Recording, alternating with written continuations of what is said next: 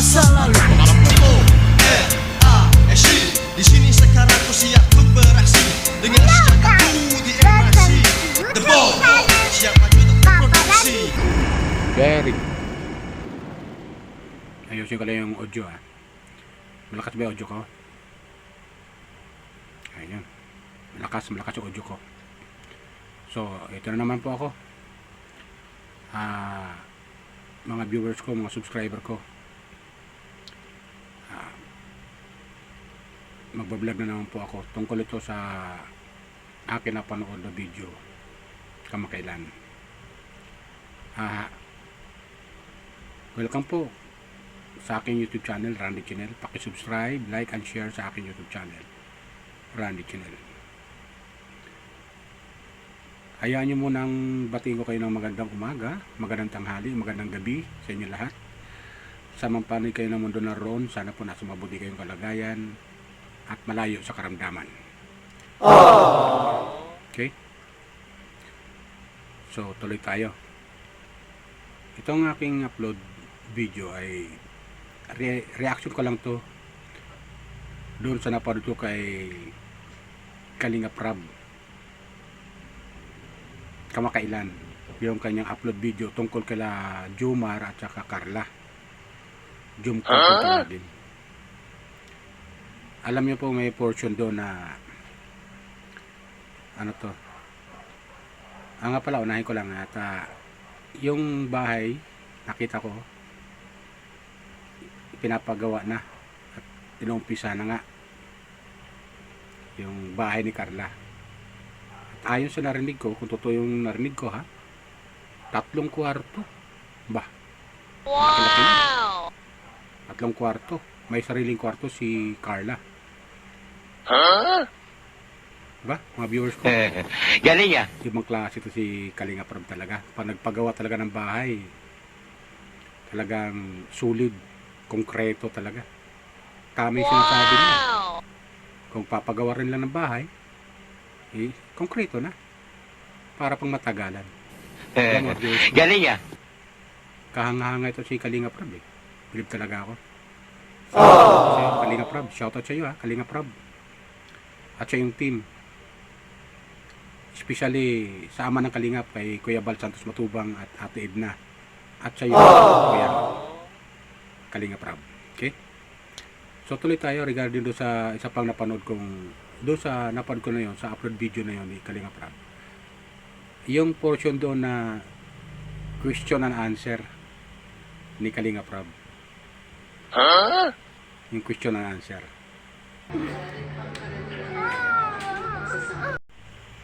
Kaya nung panood ko yon, medyo excited din ako bilang isang silent viewer, subscriber ni Kalinga Prab. Oh my God! Wow! Ko lang po, hindi po ako official na commentator o reactor ng Kalinga Prab, ng Kalingap team. Hindi po ako official na commentator o reactor ng Kalingap. Walang o. Binabola ka lang ako. Tuloy tayo. Doon sa napanood ko na yon na video na yon, may question and answer. Maraming mga tanong pero yung iba di ko na matandaan. Ang isang natatandaan ko doon na pinaka-kuwan ko doon, yung tanong kay Carla. Kung bibilangin sa 1 to 10, nasaan si Jomar na doon? Sa tanong na yon. Sa 1 to 10, nasaan si Jomar na doon? Ang sinagot ni Carla ay number 7. Ba? Number 7 Tapos tong si Jomar nag-react, sabi niya, bakit number 7 lang?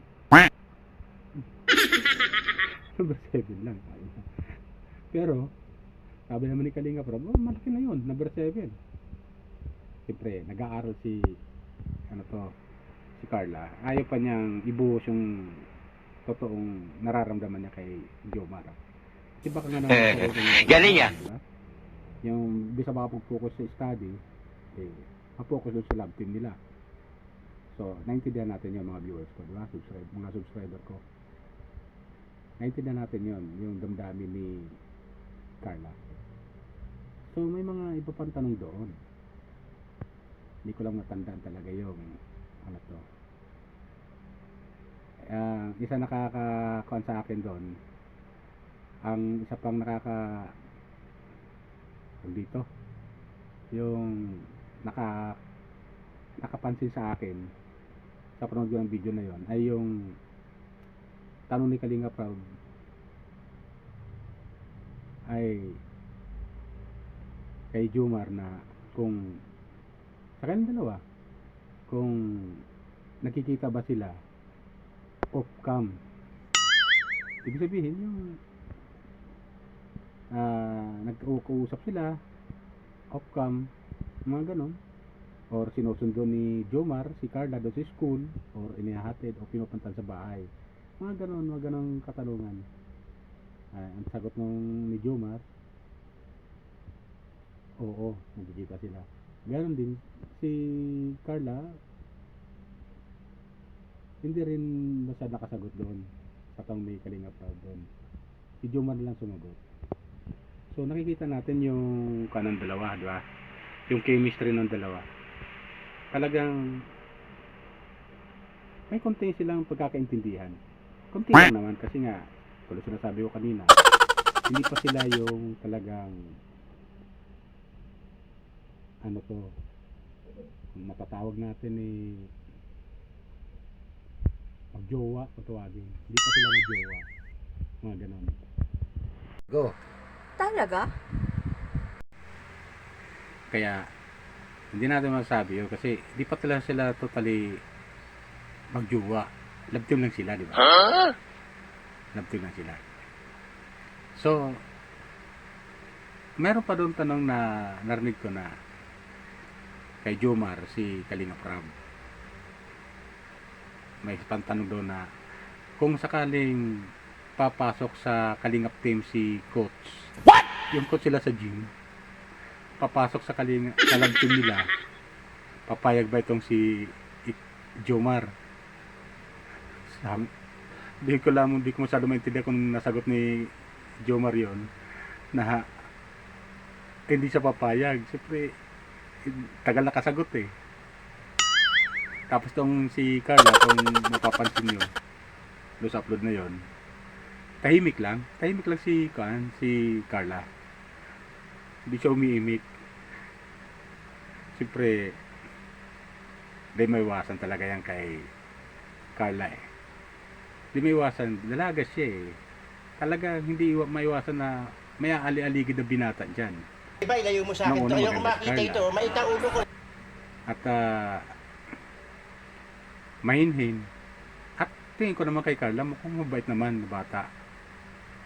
Siyempre, di may iwasan yon. Normal sa isang dalaga na may binata na magpaparamdam. Sino ba yan? Pero nakikita ko kay Jomar, hindi niya papayag na mapunta pa sa iba si Carla. Diba mga viewers ko, subscriber ko. Talaga maghihintayan kay Carla hanggang sa mga pagtapos sa pag-aaral. At baka tutuhanin niya rin yan. Yan lang nakikita ko kay Jomar eh. Pagtsatsagaan niya yan at maghihintayan. At talagang sila. Diba? Yung love team becomes to lover. Diba ganun yun? May mga tawag lang yun. Love team becomes to lover. Maniwala ako sa'yo. Salitang ganun eh. Ayoko, tama ha. Pakicorrect lang mga subscriber ko, mga viewers ko. Hindi maiwasan yan. Normal yan sa isang dalaga. Na may ibang binata na pwedeng manligaw kay Carla. Dahil si Carla ay 8 years old na. At pwede na siya ligawan. Pero nasa kay Carla yun kung tatanggapin niya yung mga manliligaw niya. Di ba ganun yun? Ganun sa akin. Nakikita ko lang eh. Ako naman to si Carla eh. Talagang tingin kong madaling ligawan dahil nga mabait na bata, tsaka maganda, ligawin talaga. Di natin may kapagkakaila, di ba? Ganun yun mga viewers ko, subscriber ko. What? Pero dapat mag-focus muna tong si Carla sa ano to, sa pag-aaral. Na pinaka-importante yung Tama. pag-aaral kasi andyan yung kalingap, kandas ang tulungan hanggang sa makapagtapos ng pag-aaral. Hanggat may kalingap, nanatili ang pagtulong. Nangangailangan. Ganon. Shoutout sa'yo Carla at saka Jomar. Shoutout sa yung dalawa bilang mag-love team. Salamat din sa mga sponsor nila na handang sumusuporta hanggang ngayon sa Jomcar Love Team. Di ba? Ganun yun. At saka may tanong pa doon si Kalinga Prab kay Carla na ewan ko, tama ako sa pagkakarinig ko na may balak ba siyang iwan ang kalingap. Oh no! Sabi naman ni Carla, hindi niya kaya. Wala siyang balak na iwan ang kalingap. Pag napagawan siya ng bahay, yun ang tanong ni Kalingap Prab. Pag napagawa ng bahay na ikaw Carla ay may balak ka bang iwan ang kalingap o talikuran? Sabi ni Carla, hindi. Sabi ni Carla, sagot niya, magbablog siya. Magbablog siya. At kinumpirm naman yun ni Kalingap Prab kasi sinabihan siya ni Kalingap Prab na balang araw, pwede ka na mag-vlog. Pwede ka mag-vlog. At sigurado, magkiklik na naman yan pag si Carla ay nag-vlog. Parang si Rizzo yung kay Ruel, di ba? Si Kalingap Ruel, yung love team ng Rochelle. Ganun yan Pwede nangyari. Galing yan. Kaya, wait and see na lang tayo. Pero hanggang ngayon, muna, pansamantala, mag-focus muna sa pag-aaral. Ayan, nag-uumpisa na yung pinapagumbahay para sa kanila. At malaki talagang 3 kwarto. Standard, sabi ni Kalinga Prab. Tama yung sabi ni Kalinga Prab talaga. Papagawa ka rin ng bahay, di konkreto na.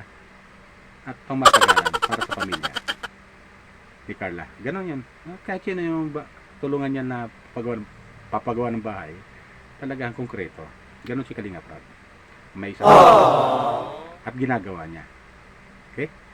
Support lang po tayo sa kay Kalinga Prab. Shoutout ulit siya Kalinga Prab. At sa yung team. Kay kasama ng Kalingap, kay Kuya Bal Santos Matubang at sa kay Ate Edna. At siya especially Kalinga Prab. Saludo ako sa iyo. Pagpatuloy mo lang yan, maganda yan. Sana marami pa kayo matulungan ng mga nangangailangan. Lalo na yung mga estudyante sa panahon ngayon. Okay? Ilan po sa akin. Ingat po tayo lagi. Pagpalain po tayo ng pong may kapal. Bye!